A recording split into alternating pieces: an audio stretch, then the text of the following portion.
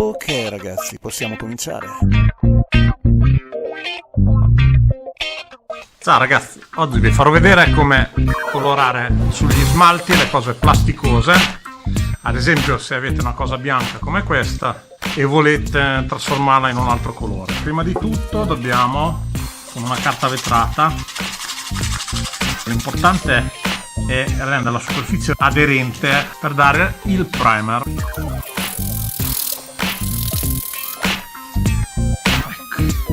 Io ho scartavetrato giusto quello che mi serviva per uno, a seconda del lavoro che deve fare, scartavetra alla bisogna. Una volta che avete scartavetrato bisogna dare il primer, in questo caso il primer per plastica.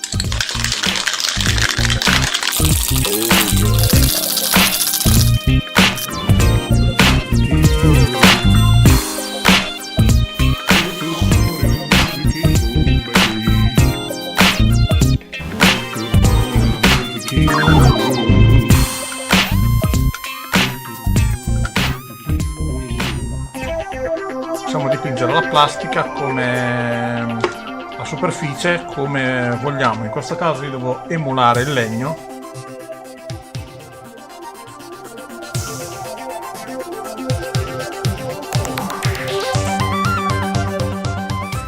Anche un po' di questo marroncino un po' più bruno. Mi serve un colore abbastanza diluito, quindi ci ho messo un po' di ritardante.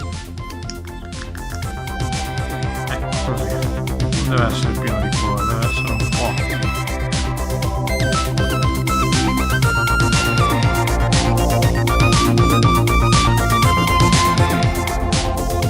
Allora, adesso praticamente qui sfoggiamo l'arte del vichingo. Questi sono i miei alcuni tra i miei migliaia di pennelli.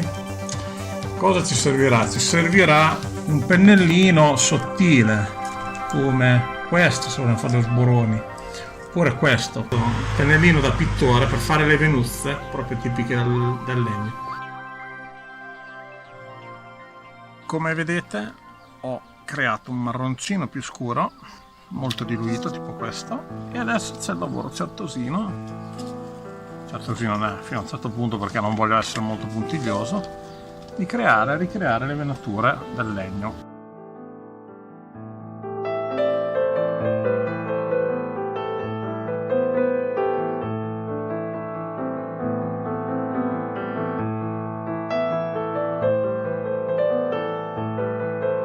Voi dovete fare le venature, potete andare a manetta anche più veloce, anzi forse più veloce meglio è.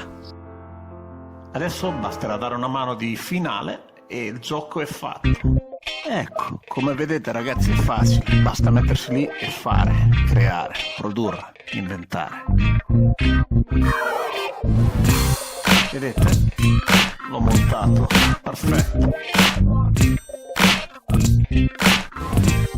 E adesso